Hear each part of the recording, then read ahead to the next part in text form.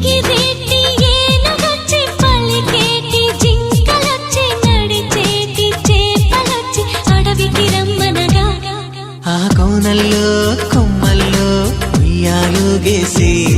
ఆ కొమ్మల్లో పళ్ళన్నీ రుచి చూసి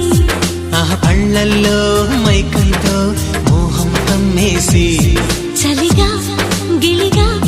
తొలిగా త్వరగా అటుగా ఇటుగా మరి నువ్వే నాకు ముద్దిస్తావని